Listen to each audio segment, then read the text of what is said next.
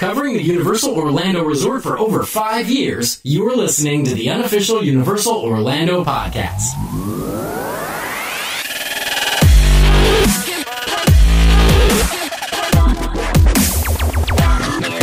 Hello, ladies and gentlemen, and welcome to the oldest running, continuously occupied European podcast about Universal Studios in the entire world. Yes, folks, this is the Unofficial Universal Orlando Podcast. I'm your sheriff for the evening, Darren Schmidt, and as we take our journey this evening, please be on the lookout for that no-good outlaw, known for robbing 32 banks in just 4 months across 5 states. That's right, I'm talking about Tracey Malibu. Did you hear that? I think I hear her. Be on high alert. We may also see her hand servant and horseman, and some say her secret lover, the nefarious Lee Malaby. It's not so secret. Dang it, we're being caught. Yes, that nefarious Lee Malaby last week led an attack that temporarily disabled my deputy, Hunter. Don't worry though, folks. We will see him soon. This is episode 247. Let's go. How's everybody doing tonight? I'm kind of taken aback by that intro. That was awesome. Oh, that was absolutely brilliant. Thank you. I haven't hosted in a while, so I want to go all out for you. Yeah, you set a precedent good now. job. We're all going to have to do stuff like that.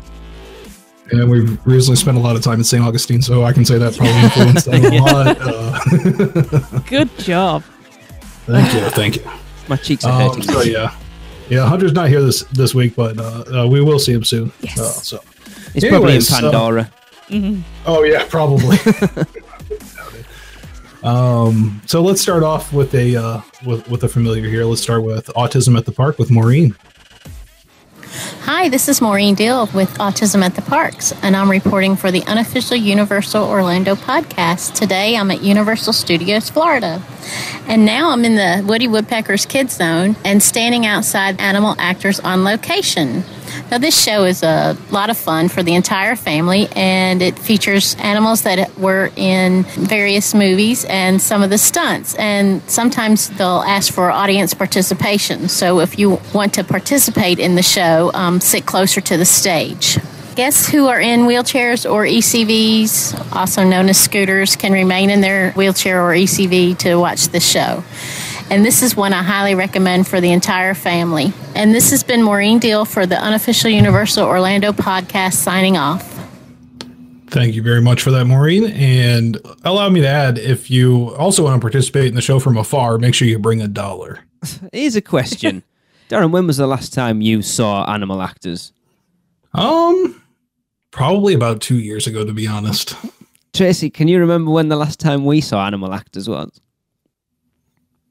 Have we seen it with the kids? No.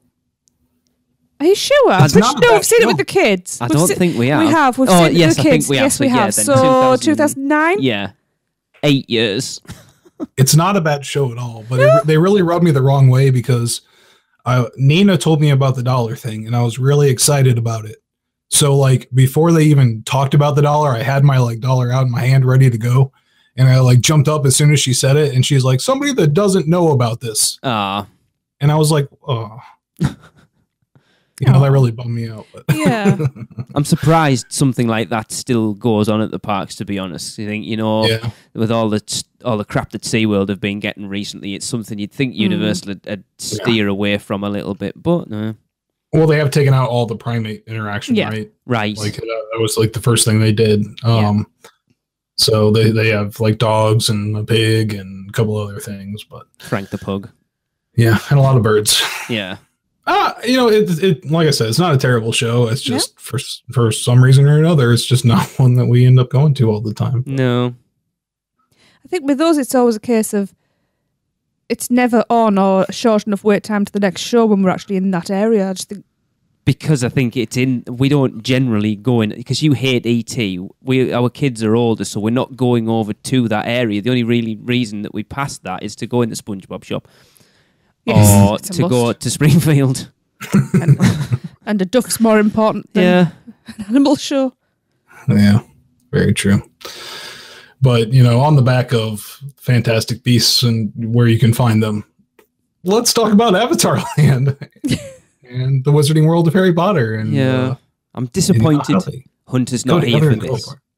Sorry, yeah, it is. Because he would have sat on the fence quite comfortably in this, whereas I think, Darren, you've already commented before we started recording that we might be a little rough on this. Might be a little bit. I mean, from the pictures that I've seen and the videos that I've seen, they've done an amazing job on the land of making it look amazing, like truly stunning. Yeah, it's beautiful. It is. Apart from the anchored floating island things. Yeah, it's kind of... But then again, I'd be very, very impressed if they could actually make them float. Yes. I mean, they could have taken a very cheap route and done the Nocturne Alley video screen ceilings over the entire place. Which I wouldn't argue too much about the air conditioning. No, true. Me and Tracey watched Attractions Magazine's videos whenever it was last weekend. And I watched. Yeah, I actually had a conversation with Andy about it a couple of days after, and the one thing I said to Tracey, I said, yes, it's gorgeous, it looks stunning, but it doesn't stand out in Animal Kingdom. If you of course, being our friend Andy. Yeah, Andy D. Genova. Yes, have you heard him before on the podcast? Yeah, real fans. He's been at Real Fans, Refans for e-movies. Yeah. So I said, my issue with it, yes, it looks stunning, but if you put that in the Magic Kingdom or Hollywood Studios or what's the other one? Epcot. There you go. It stands out because it's different to everything in that park. Whereas for me, it blends in. So you're not walking like you walk into Diagon Alley, and it blows you away because it really, you're encompassed in that. Whereas you're walking from a lush, tree-laden, plant-laden theme park into another land the same. Do you know what I mean? Very true. So it doesn't stand out. It just it's more of the same. If that makes sense. It just goes vertical. Yeah. Yeah. Yeah. Yeah, that's very true. Until the night. Well, not even at the night, I guess, because you've got the Tree of Life in the center of the park now at night, kind of doing the whole bioluminescent thing itself. So, which I'm not sure how I feel about that, because you don't mess with the Tree of Life. It's supposed to be amazing. I know. But... Have you seen it, Darren? Oh, no, I have not personally. It started right after our passes ran out. Typical. Yeah, right. Yeah. See, the thing I'm taken from things that I'm reading and hearing is, if you like plants, brilliant. There's lots of them to look at. Yeah. Not real ones. But there's nothing else. Yeah. Is it set how many years after the movie? I don't know, actually. It's so many decades after the movie, isn't it? It's set. Mm-hmm. But it's only cast members who know this backstory. They're not making from what I'm understanding, they're not making this backstory known. In fairness, it's not open yet either. Well, true. So I hope that they do, because otherwise the public is apparently going to miss quite a lot of important facts because the story's not being made public. And you'd think, knowing that all this stuff is going to go up on social media and they're going to invite people that, post a lot of things like that they would try to push that even more with the smaller crowd because they have more of a chance to capture everyone's attention. Yeah. That they would try to get that backstory out now. I'm kind of surprised that they haven't done that yet. I mean, I was talking to Kevin Vincent, a friend of ours, who anyone in the theme park will know Kevin. Everybody knows Kevin. And he went last weekend as well. And I was kind of asking, how does it compare to sort of something like Hogsmeade or Diagon Alley? And I can't find the conversation, but I did. One of the things I did ask him was like how, because obviously one of the things that they've really pushed is that the Navi animatronic at the end of the Navi River Adventure or whatever it's called. And I said to him, does it compare to anything at Universal? And he said it blows anything at Universal out of the water. He said it is by far the best animatronic that he's seen anywhere. Yeah. Can I just say that ride's already getting a nickname? Okay, go on. Navi of the Caribbean. Yeah, I can understand that. That animatronic is stunning. It is. Yeah. And so is the other one as well. It's kind of taken over for the Little Mermaid. What's her name? Ursula, yeah. Like that was the most amazing animatronic I had seen up to that point, honestly. Yeah. I don't hear a lot of talk about it, but it's really impressive how it moves And from what I've heard, that like they have to like exercise it every night to make sure it maintains its flexibility and stuff like that. It's pretty amazing. Oh, exercise, right? Not exercise. Possibly. That makes a big difference. Yeah, possibly. Right? I mean, it does look very realistic at times. Yeah. But yeah, they obviously blew it out of the park with that. But, you know, when you think about it, and this huge entire, you know, land that they've built, and they made like one super impressive animatronic. What's up with that? It does. When you watch the video of that, though, that's kind of like what the river adventure is, and it's only what a C or a C or D, well, maybe like a B or a C ticket attraction. But what it's done, frozen basically, right? Yeah. Uh-huh. But what they've done with that is kind of what we were hoping for Skull Island. That a lot of it is physical, so the plants and stuff like that, and the screens are only for certain bits, more to, like background elements. So a lot of the front stuff is physical plants and that, and then they've just used the screens to give it more depth. Yeah. And say I asked Kevin, I said, you know, how does it compare to, obviously Diagon Alley is the comparison that people are going to make to it, the Wizarding World. He said, Diagon Alley is what I hope the Star Wars expansion ends up being, and then some. He said, if I had to compare it, even though they aren't similar, I would say that Pandora's on a par with Hogsmeade. Okay. Oh, okay. Yeah, That's like an outside, like immersive environment. Yeah. I guess you could say, because like, I don't know, Diagon Alley to me like feels very enclosed. Yeah. You got the high walls, and then you literally got a ceiling in two of the areas, you know? So it definitely feels like a tight, closed-in area. So that would be the best to, you know, equate with something like that. But yeah, Pandora, I guess Hogsmeade would be the best equivalent, or maybe even Jurassic Park, to be honest. Yeah. Which, if that's the case, then yeah, it's killing Jurassic Park. Yeah. I thought it was interesting again, the conversation I think we had on the last show with the themed food and stuff. They're still reaching, they're desperate to do it, and some of it looks cool, and apparently it's really, really nice, but it doesn't have... Guests going in there don't have any connection to it because it's not a thing. Yeah. Yeah. But what did make me laugh is, I commented to you, didn't I, when we watched it, is that the gift shops looks bigger than the restaurant. Yeah, that's very true. It did. It definitely did. And yeah, it seems like they, if you look at like Disney Springs and the kind of shops that they've opened, since the new Disney Springs opened, it just seems like they've opened these massive, huge open area shops that just have tons and tons of the same thing, sometimes in like different areas even, but like the same thing, like spread apart around the whole place to make you feel like there's a lot more stuff there than it is. And that's how I kind of felt about the Avatar Land shops as well. Like it's like the same thing duplicated across several areas around the shop when like attractions was walking through. So one of the things is cool though, because we looked and you think like, where's the merchandise coming from Avatar? And some of the stuff they've got in that shop is awesome. It is. I want a Banshee. I think we discussed it before we recorded last week with Hunter. And he was like, those little Na'vi plushes. The baby ones. Oh my God, they are so cute. Yeah. Yeah, but you know what? The other Disney ones have been cute, and I've refrained from buying them. Yeah. Yeah. Unless they have Hitchhiking Ghost ones, and then I'm all for it. Yeah. Yeah.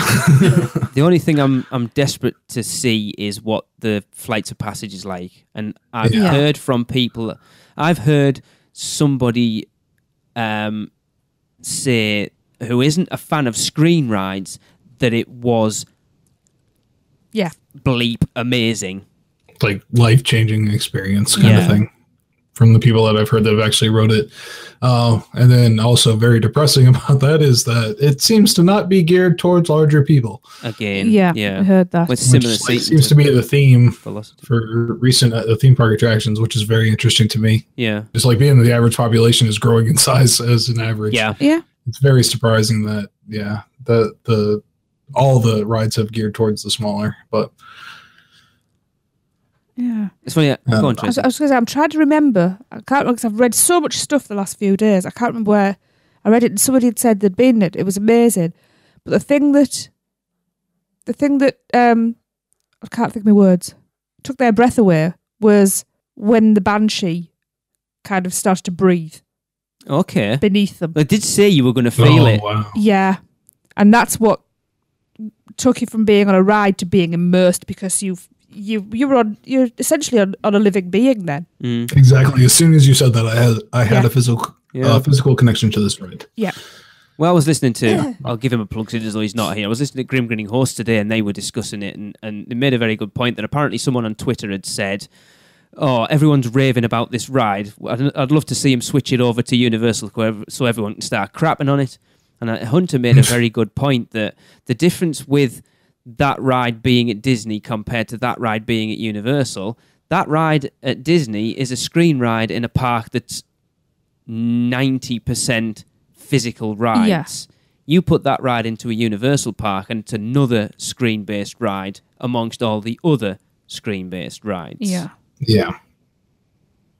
It is worrying that it seems to be everybody's going down that path. For in 10 years' time, it'll change again. There'll be something else that's the next big thing, and it'll change again. It's what happens. We need a revolution in, like, the main thing is maintenance for those things. You know, we need to be able to have those things and have them run so smoothly that they don't need as much maintenance as they currently do. Yeah. Which even an attraction like, the Hall of Presidents, as minimal as it seems, like takes a ton of maintenance behind the scenes to keep that thing running all the time.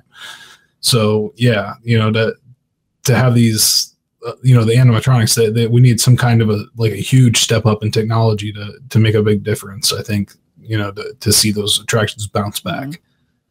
Just put real people in there. They don't take as much maintenance. Look, in 30 years' time, it won't matter because all we'll do is go and pay our money to sit in a seat where we basically just plug ourselves into something. So we'll all have these like ports. Yeah, and that's it. We'll just go and sit in a chair and experience it like that.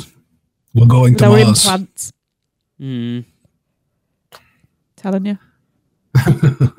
Yeah, but real quick, after watching Guardians of the Galaxy this weekend too, I want an Ego theme park. Yes, I thought that. Wow, yes. Yeah, and the Ego Planet. When I saw the Pandora stuff, I'm like, oh, that's nice. After I saw Ego, I was like, that just blows. Yeah, I thought exactly the same. I was sat watching it thinking, I bet they wish they'd hung on a little bit. Yeah. It's like the same thing that happened with the Jurassic Park River Adventure possibly going in, Jurassic World attraction going in where Kong went. It was like, man, if we just waited a little bit longer. Yeah. It's like Despicable Me. They did a quick overlay of Jimmy Neutron. Yeah, that thing blew up, and I bet they wished, they could have done that whole kids area as that. But yeah, certainly. So yeah, it looks nice, but for me, I'm looking whenever forward we to get seeing over, it. I'll look forward to get to see it. But I don't think it's anything that Universal need to be specifically worried about. Yeah, but I think it'll be popular. I think it's allayed. I think a lot of people have watched it and allayed a lot of people's fears that it's Avatar, no one cares. Oh, actually, it looks quite cool. I think I'll go and check it out. Yeah, I agree. Yeah. All right. Well, speaking of vegetation, nice one. Let's go ahead and move on to the Veggie Section. I thought you was going to say, let's head over to Tracey there. Yes. So, having covered an option from both Islands of Adventure and Universal Studios Florida, we are going to move to the on-site hotels. Ooh, this is a hotel I've not actually been inside. No. Lee Malaby. I can't One day. That. Well, I did say you had to stay there as well. You stay in the Value, I'll stay in the top-notch hotel. So we're heading over to the Portofino Bay, to Mamadella's Ristorante. And good luck. What? Pronouncing what it's called. A melanzane alla parmigiana. There you go. Ooh. It looks rather nice. It's a little pasta dish, which looks nice. So what they said is, if you're in the mood for some Italian cuisine, rest assured that Mamadella's Ristorante at Lowe's Portofino Bay Hotel has got you covered. Not an Italian cuisine, we hope.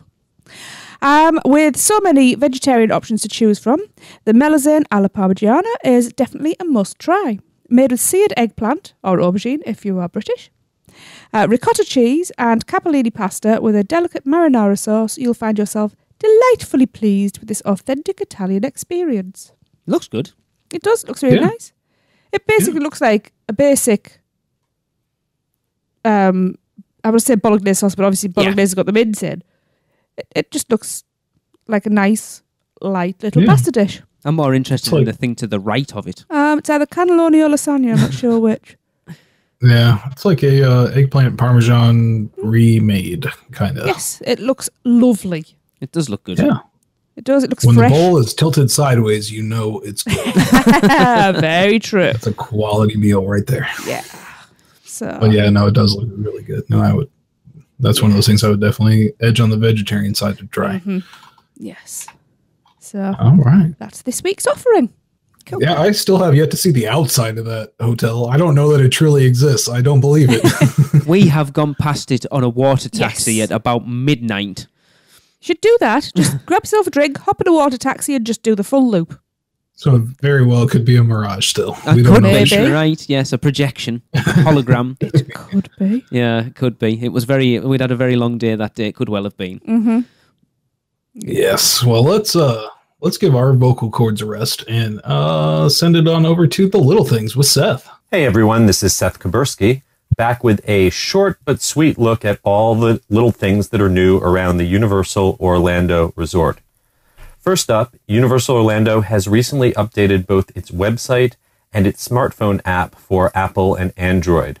The big news is you can now attach your park admission ticket, including an annual pass, to your account in the website, and that will transfer over to the app. In the future, that will let you enter the parks with a photo ID without having your annual pass on you. You can also attach a credit card to your account, and that will be handy once Volcano Bay opens, because it will allow you to use the Tapu Tapu wristband device to make cashless payments and purchase things in the park without pulling out your wallet.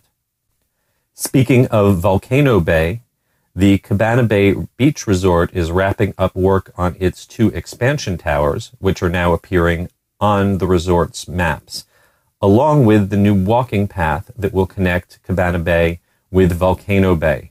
That walking path is going to be a great perk for folks staying at Cabana Bay, because all other resort guests are going to need to transfer onto buses from the main parking garage. And finally, I recently got to visit California and checked out the version of the Tri-Wizard Spirit Rally show in the Wizarding World of Harry Potter at Universal Studios Hollywood.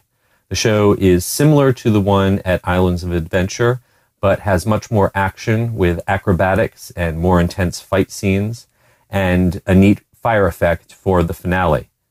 I've heard rumors that that version of the Tri-Wizard Spirit show may be coming east, so look for that hopefully in the not-too-distant future at Islands of Adventure. That's all for this time. Until the next time, this is Seth Kabursky from The Unofficial Guides, Touring Plans, Orlando Weekly, and Attractions Magazine, saying to keep an eye out for all those little things around Universal Orlando. I wonder if when he writes, Diversify. I wonder if when he writes for these other things, if he adds us in as well. Yeah. I'm sure Oh, he has a wow. new one every week. It does seem Yeah. that way. Bless him. Darren, as an annual pass holder, Mhm. the ability to add your annual pass onto the app and stuff, is that going to make a big difference to you, do you think? It's since I got the plastic passes, I've just had it in my wallet since then without really thinking about it. But you know what? If I didn't have it on me, it would be great to have that, ability to do that. So Mhm. I would say any like possibilities they can put out there is a benefit. So Yeah. I'm cool with that. It's like the cashless thing, you might take your card out at home to make a transaction online, leave it on the side, and then go at the parks and think, oh, crap, I've left. But you've still got the app, you've got your cashless payments on there, you can still... So that's a good Yeah. thing. Been there, done that with trading passes. Yeah. Yeah. I remember that one. Oh, that one. Yeah, there was that one as well. We had to get it brought out. Yeah. That's Let's not friends. go into the story for that one. God, what a nightmare that was. Yeah. But yeah, depending on the Wi-Fi, it might be harder to bring up a pass like that than to just pull the pass out of my wallet. So True. yeah, I don't know. But yeah, then the walking path from Cabana Bay to Volcano Bay totally makes sense. Mhm. But yeah, that just makes it that much more of an added benefit. Yeah. To be able to get over there easily. Yeah, for a hotel that's like a budget one as well. Yeah, totally. Mhm. Because it's funny, Amanda friend of the show, Boston Yes. White, Hello, from Amanda. Diz After Dark and Universal After Dark and all of them. She's over there at the moment. I've been chatting to her quite a bit. She's staying at Sapphire Falls, which Yeah. is her favourite. The view from her hotel room I'm so was jealous. looking straight at the Volcano Bay. Like, not like in the distance, Oh, it's wow. right there. Yeah, this looks like she could just jump off a balcony into it. She's going to tell us all about it over lemon top It soon. looks stunning. Oh, it does. But she said Yeah, today that and there's the a lot of waterfall property. was running. Oh, I'm sorry. Go ahead. I was going to say she posted today that the waterfall was running. Awesome. Oh wow. So Yeah, and and all the Sapphire Falls rooms are across an entire street and everything from where that new tower is going up at Cabana Bay. So you can only imagine what the views from Cabana Bay are going to be. wow, Yeah. yeah. Oh, And the towers themselves look amazing. Like they really like add a whole new element to the park.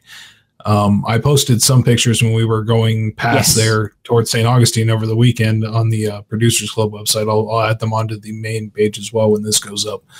But yeah, you can really see how the towers complement the rest of the building. And it's I think they kind of look out of place as far as like it doesn't really fit in with like the 50s ephemera kind of view that they had before with the rest of the hotel. But at the same time, they just look so awesome that I don't care. Yeah.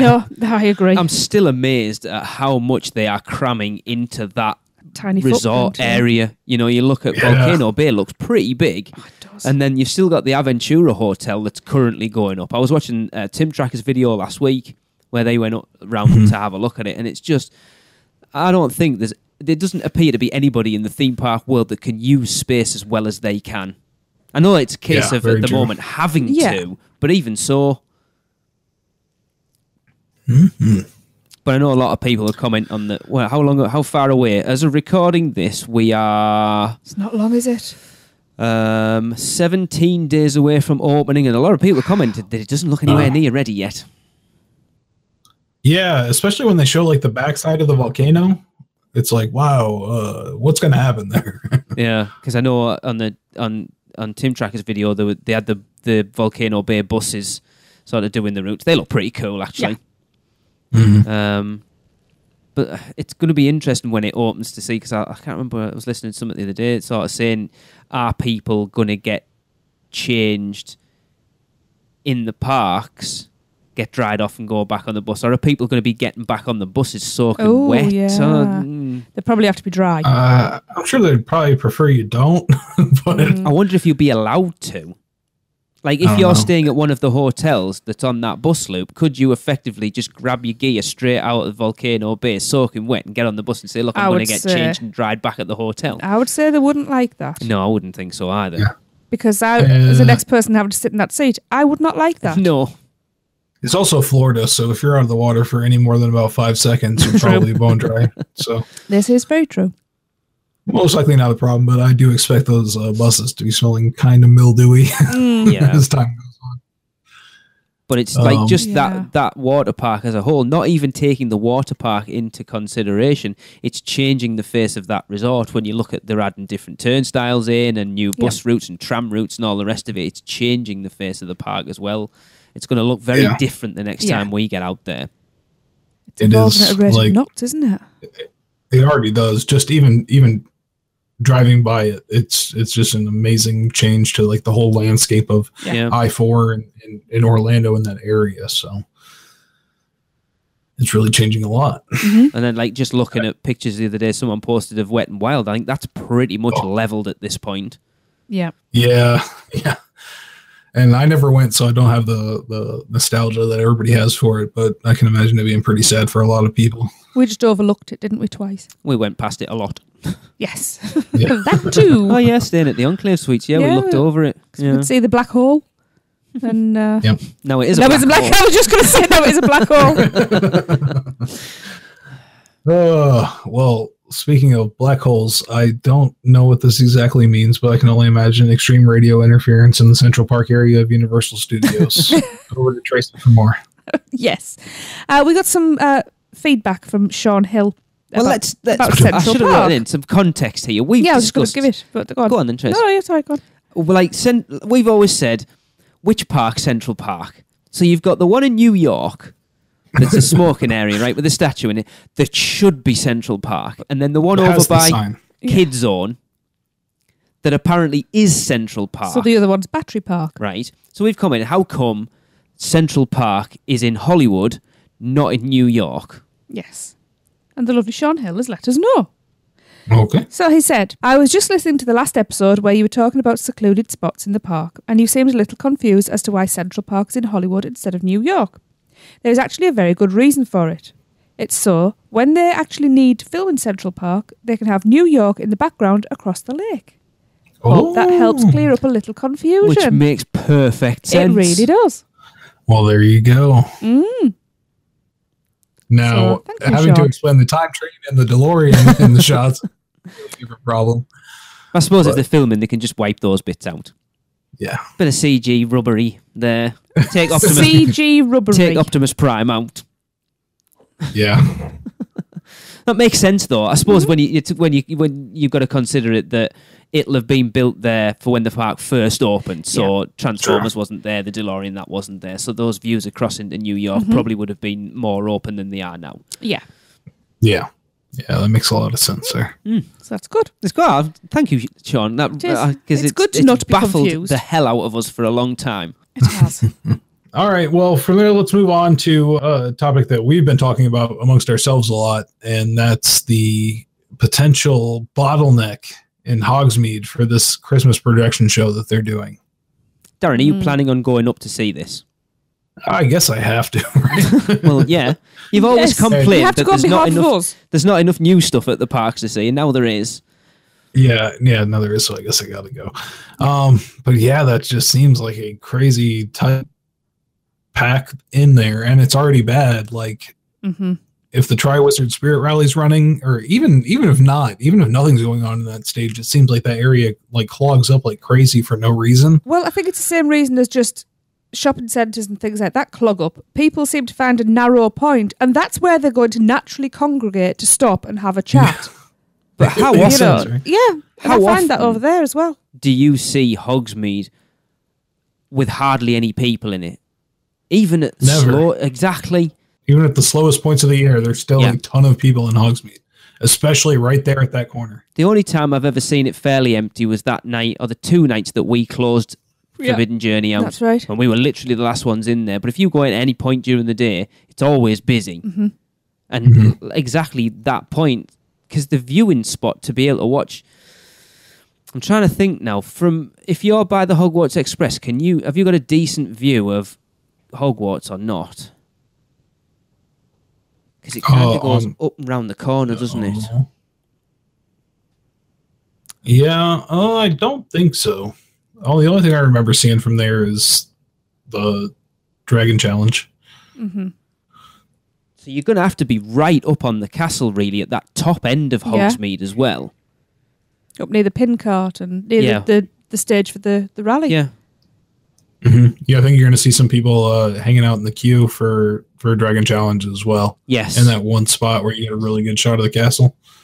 Or behind the 3 broomsticks on the balcony. And that's where our friend Travis will be with his camera shooting this thing. I wonder if they would open, because it's a busier time of the year. There's that bridge, isn't there, that goes when Yeah, the the- Wizarding World was getting built and you had to bypass it to go to Jurassic Park. There's that bridge, isn't there? I wonder if they'd open that and whether you get a decent view across there of it.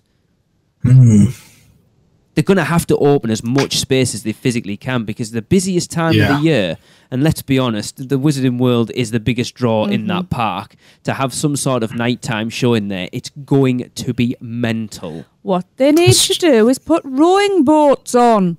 Sit out on the lake. On now the that lake. would be awesome. Yeah, Uh-huh. I'd be okay with that. Yes. I'm going to be very interested to see how it plays out. Because Yeah, must as have of a right now, plan. I don't see how it's going to work at all. But it's going to be shoulder to shoulder. It's going to be mental. and there's going to be a lot of complaints from people that are just outside that viewing area, I think. Yeah. Because it's one of those, it's a projection show, so you need to see all of the castle to get the full benefit of it. Yes. With wishes we've been in the wrong place with the projection. I'm trying to. Yeah. It does make a big difference. I'm trying to think how much you can see of Hogwarts from elsewhere around the park, or how close up you need to be able to see the castle to get the benefit of it. Whether you could potentially. It depends on what the projections are going to be, how high up they're going to be. Yeah. Well, haven't you already done this in Japan? You can see Hogwarts from across the park, you know, in that little area, like right across from the port of entry. Yeah. Where you can look out and see like the Discovery Center and everything like that. You can see Hogwarts there, but it's a very small thing up in the corner, you know. It's not like being right there in front of it. So that bridge is going to be your optimal place to see it, and that's going to be about it, you know, as far as optimal viewing locations. What they might end up doing is running a like separating an area, like they do for parades. So this is the pathway, and that's the viewing area. But then people are stupid, and people will just stand still in the pathway anyway. Yeah. See, I'm just thinking about, you know, with Mythos, if you go like around the outside of Mythos to past the troll, I'm wondering what you can see from round there as well. I'm sure that first night this runs, it's not going to be a pleasant experience for everybody involved. Yeah, we'll see how they do it, but yeah, I'm sure they've got plans. They've got to have plans because safety is paramount. Universal, you would assume they know how to deal with crowds. They deal with them every year for Halloween Horror Nights and every day for the parks and stuff. But then let's look at concerts at Mardi Gras. You know, you talked to Hunter about when he went for Fallout Boy. He said it was crazy. Yeah. The thing is, it's not necessarily what they've got planned. They could have the best laid plans. It's people are stupid as a rule. And people have this sense of, it's all about me. I don't care about you. Get out of my way. I'm entitled. This is what it's about at the moment, I'm afraid. Yeah. Yeah, I know they must have gone into it knowing it's not like, right, we want to do this. Let's worry about the logistics of people seeing it later. I'm sure they've done all the projections and everything that they need to do for how they're going to handle it. But I can't see it. Yeah, but that's why I don't work for Universal's logistics department. Maybe you have to take your broom. Now that would work. Yeah. Oh, maybe that. Yeah. We have to have something. So. Are you a hippogriff? But in the grand scheme of things, it's good. JK is finally letting them do stuff outside of what they were allowed to do. And I think if you remember back on that video that Mike put out, they did say they had something else Potter related to come this year. That's what I want to know. Ooh. Niffler's running around. Watch your pockets, people. Halloween Horror Nights. Diagon Alley's been open for the last 2 years. They need to let her do something. That would be so cool. Just a Death Eater show. I mean, they did it in... Was it Japan they did it in last year with the Death Eater thing through the day? I don't understand why she's all right for them doing stuff like that in other parks around the world, yet the flagship one, no. It's her prerogative. No idea. Well, it is. I've tried to get her on the show. She won't acknowledge me. Because we're too big for her. That's the problem. She must know we exist now. She does know we exist. She listens. Yeah, that's right. Yeah. Sorry, Joe. I love you, books. Yeah. Well, you know, speaking of Halloween Horror Nights, let's move on to our final resting segment of the day. Let's move on to the Dead Man's Digest. Bones will rattle, stairs will creak. Your outcome's looking pretty bleak. Thunder booms and lightning crashes, leaving boots filled with ashes. As we lay you down to rest, we read the pages of the Dead Man's Digest.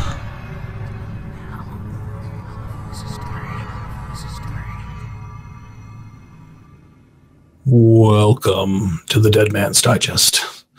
Recent post on Universal Orlando's travel agent site that was brought to our attention by our friends at hhnunofficial.com has leaked that we can expect Stephen King's Stanley Kubrick's The Shining, let me say, to grace Halloween Horror Nights 27 this year. The the Post stated Stanley Kubrick's The Shining is a horror classic, and now Halloween Horror Nights 27 invites you, I'm going to say, to the Overlook Hotel, because it just says you to the Overlook Hotel in the notes. Within its walls, you'll relive some of the scariest moments ever caught on film. You'll face the Grady twins and experience Danny Torrance's blood-soaked premonitions. And it's all work and no play as an axe-wielding Jack Torrance pursues you through a snow-covered hedge maze. The legendary masterpiece is now the most terrifying haunted experience imaginable. This is The Shining. Not fair. Not fair. God, I love that film so much. Yeah, the post was pretty quickly taken down, and now I'm worried about a Scream type situation going on around here because we still haven't had an announcement about it. And usually, when something like that obviously leaks and it's on their side, especially on like a semi-public website, we kind of expect some kind of response from them, and we have heard absolutely nothing since then. So it's really quiet overall, though, at the moment. It is. We've normally had a bit by now, haven't we? Yeah, nothing in April, and most people are saying we blame Jimmy Fallon for that. But The Shining, if that, I said to Tracey, they only need to announce another 2 along a similar level as this, and I would seriously have to consider finding the money to come over this year. Yeah. Because I don't think the film's that good, but I think as a potential template for a Horror Nights house, it would just be phenomenal. Mm-hmm. Just like location-wise, it's perfect. Yeah, and I know it would end up being one of those pet projects for Mike Aiello, for sure, because that's something that they've been trying to do for a very long time, I know. So if he had the chance to, have a hand in that, he would take extra care, like he did with the Halloween houses, to make sure it's truly, accurate to the screen version of the film. So you can imagine that hedge maze being in an area very similar to the entrance facade to 2015's Body Collectors. Mm-hmm. The very similar feel to that, which just excites me so much. I really want to do that one. Oh, no. Red Don't. rum. Oh, God, that's creepy. I'll give you bloody nightmares. You have some little kid running around. Red rum, red rum. Yeah, with that and like the the rumors of it, keep showing up over and over again. It'd be very interesting to have 2 Stephen King influenced properties, though not necessarily something he has like a hand in the current productions of, or in the Stanley Kubrick production of, which he famously hated. Yeah. That I think that's like kind of their way into getting the ability to do it without actually having to work with them at the same time, even though I know they want to. Yeah. But if they did, then they wouldn't be referencing the movie versions. I didn't realise, having listened to a lot of conversations about this leak recently, I didn't realise there was a TV version of The Shining that's apparently very much more closer to the book. Really? We need to find this. I love the book. Stephen King personally worked on that one. Yeah. He created that as a response to Stanley Kubrick's The Shining. It came out well after. I think it was about 20 years. It was in the 90s that it actually came out. I've never heard of it. Yeah. That's actually the first version of The Shining that I saw as a kid. Right. Because I saw it. It was a mini series on TV. It's like 3 or 4 hours long. So kind of like it. So like it was. Yeah. Cool. It does not have the it's like the book, so it doesn't have the hedge maze at all, because the hedge maze was not a part of the book. It was topiaries. Yeah. Is that true? I've never read the book. Oh, you should. It's good. And so it goes directly off of the book. So yeah, it's a completely different version of it. And with them going with the Stanley Kubrick version of it, it seems like they're kind of going around Stephen King's wishes to not have any of his stuff in the parks. So it's like their way to be able to do it, but we don't know for sure. He could change his mind at any time. Yeah, he could have seen that Universal does an excellent job of representing other horror franchises and stuff like that, including The Exorcist last year. So, so the TV series was Rebecca De Mornay, all right, and Steven Weber, who's the head of Max Rager out of iZombie. All right. Yeah.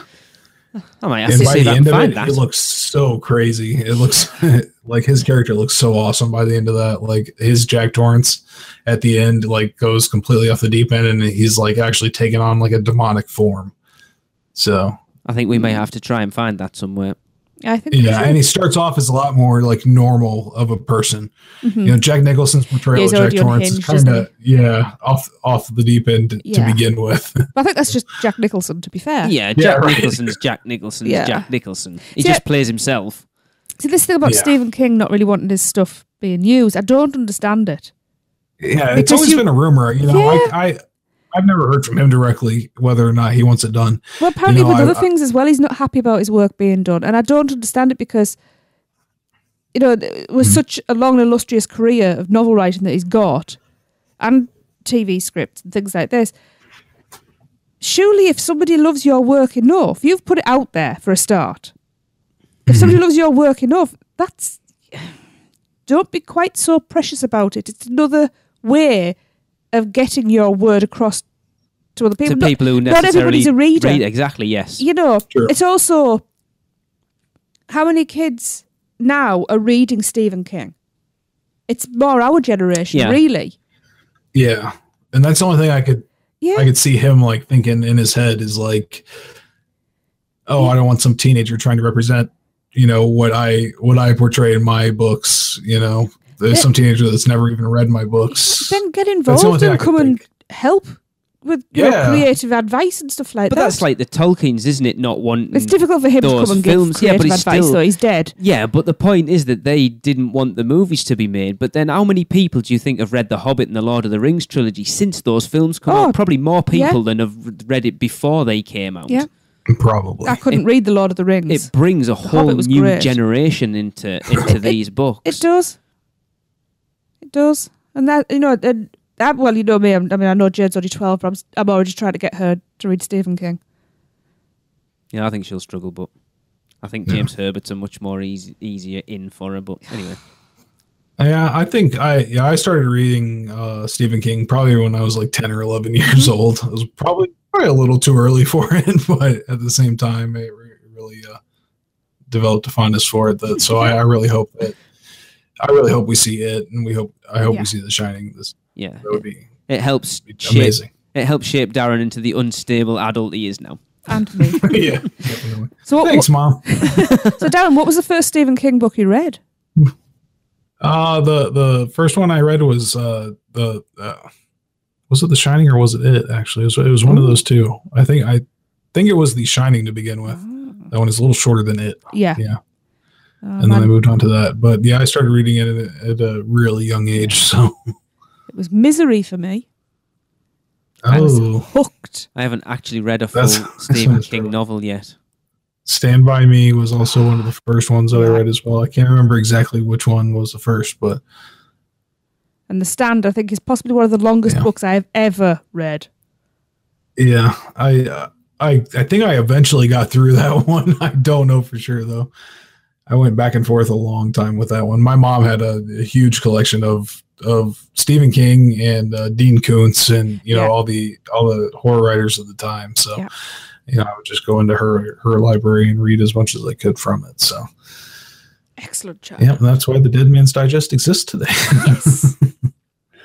And we also heard from one of our sources, a very well-trusted source, I'll say, that we should be seeing The Conjuring as well this year. Awesome. I don't know which one. Yeah, I was having a discussion with Chris Ripley. He seems to think it might be more the nun icon from the second one. Okay. And then I think the first one lends itself more to a Horror Nights house. Yeah. But again, I've already said that if The Shining comes and I wanted 2 on a level with that, if The Conjuring's there's 1 out of the 2. Mm-hmm. When I need another Yeah. one. Better And get if some one of the overtime in, do rumours you? I'm hearing for a third one happens, well, Yeah. Are you going to tell us what that third one is? in a minute. And then Mike will be listening. And then Mike can get that organised so we can come out. Yeah, right. Yeah, but yeah, it's. I don't know. Those movies are very similar to Insidious, to me personally. Yes, they are. And I have a very hard time separating the two in my head, to be honest. Which makes one of the other rumors I've heard all the more interesting, because I have heard that Insidious is coming back. Or not necessarily coming back, but doing another one, because I know the fourth movie's out this year, isn't it? Yes. Yeah. Which I don't know how I feel, because the third one wasn't great. I like the first two because they were all very like two parts of one story rather than two separate films, whereas the third one I didn't really feel was anything to do with the first two. And then it seems like the fourth one's going to be more similar to the third one than the first two.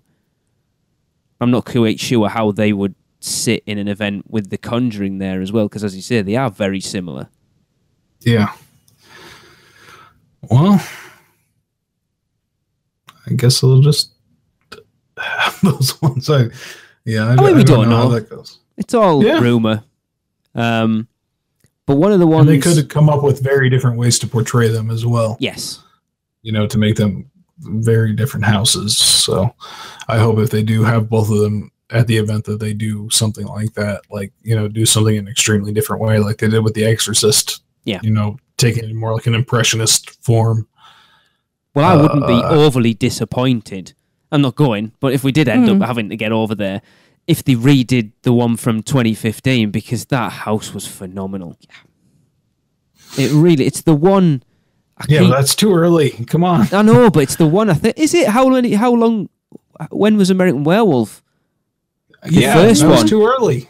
That was too early. Not because for us. You know not what for happened? us at all. That was crap. Yeah, not for you. It was not for you. But when it did come back, that line was empty. Yeah, they had barkers out there begging people to come in. So yeah, that is too early in my opinion.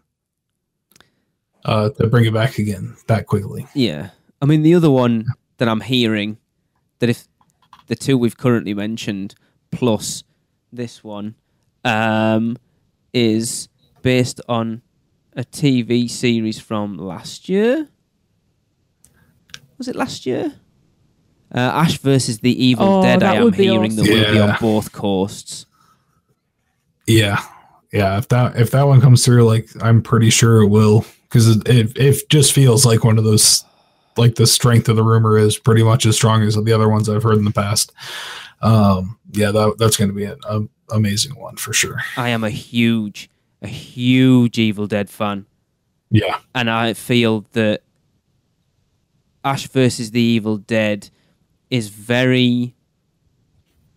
Because I find those three Evil Dead films all very different. They are. And I feel that Ash vs. Evil Dead had very much the sensibilities of Evil Dead 2, which is my favourite of the three by a long shot. So if Ash vs. Evil Dead's part of there, plus The Shining, plus The Conjuring, there might be some conversations being had in our house this year. What, with yourself, you mean? I'll go on my own. Craig said I can go with him. No, that's not what I'm saying. What I'm saying is you don't need to have any conversations. Oh, I do, because it's a lot of money to spend when we haven't really got it, but... Yeah, that would be a really good year for sure. Yeah. And then another broad rumor we've heard is the possibility of another attraction coming back last year with Ghost Town. blinking out. Was it Ghost Town? Yeah, with that coming out, that we might see another one of those. And from what I've heard as far as rumors with, I believe it was Fowl Allerson that brought it up. He talked about the Catacombs possibly coming back this year, which is something I've been excited for a long time, hoping that they'd come back with. I actually recommended to Mike Aiello on Twitter at one point. I said, "Hey, you should really do a Catacombs one." He's like, "We did already." Yeah, and they seem to. That's that 1 year I didn't go. Okay. They seem to have done a really good job with Ghost Town last year. I was hearing a lot of good things from people about it. I mean, we did the original back in 2004. Yeah. I'll be honest, I don't remember an awful lot about it. I do. It's one of the few that I do remember. It was a really impressive house for sure. Yeah, so they know what they're doing. Yeah. Cool. So it would be very cool to see that come around. So we will continue to keep you updated with that, and we'll finally get our first official Dead Man's Digest episode out just as soon as we get another announcement, I'd say. So for all you guys listening from the UK, tickets are now available at Attraction Tickets Direct and Florida Tix. You can get Halloween Horror Nights Frequent Fear Plus Pass for £104 a night. What is 103 pounds? What's that for? That's because on Attraction Tickets Direct they're 104, and on Florida Tix they're 103. Oh, okay. Per adult, and that gives you admission to 30 of the 34 nights of Halloween Horror Nights 27. And I know you guys get a lot of vacation over there, so yeah, that is. I mean, Darren, that's a bargain. Me and you were discussing this at the weekend when I told you these figures. Yeah. That is crazy. Yeah, I said there are definitely going to be fish and chip stands next to every bar at Horror Nights this year. That sounds good to me. Yeah. Because they're also doing virtually the same as what we got when we came over for 25, but it's the 3-park bonus ticket. So it's 2 weeks at Islands of Adventure, Universal Studios, and Volcano Bay, plus any Halloween Horror Nights that fall in that 14-day period as well, and they were, I think, £304, which isn't bad at all. No, not for all that. Wow. No, yeah. We do get really good ticket deals over here in the UK. Can you imagine if we could afford to go out for a month? You couldn't get a month's ticket, that's the problem. You'd have to buy two lots. Yeah, but even so. We will do at some point. Just offload these bloody kids, these leeches, parasites. One will be gone soon. Yeah, one's getting ready to go. Yeah, but that's the cheaper one of the two. Yeah. Yeah. Oh, boy. Well, yeah, you can go to attraction-tickets-direct-code.co.uk or floриdatix.co.uk for more details on those. You guys are getting a much better deal than we are in the US. I don't understand why, but enjoy. I have wondered, if we bought them over here and shipped one over to you, Darren, whether there would be any issues about you using it. Oh, that's a good question. I don't see why there should be. No, surely a ticket boat's a ticket boat. Yeah. Yeah. We'll see how that goes. But yeah, that's even like $60 cheaper than the Florida resident tickets last year for Horror Nights for the Ultimate Rush of Fear, which is crazy. Yeah, just a bit. I can't believe it. That was funny when we were discussing it. I was like, right, it's £104, and you were like, for one night? No, for 30 days. You're like, what the hell? Yeah, I can believe it. So. Yeah, that's pretty crazy. But that's going to do it for, I think, this episode. Hopefully nobody got robbed on the journey this evening. He was able to keep your hands in your pockets for the evening. And we will see you next time.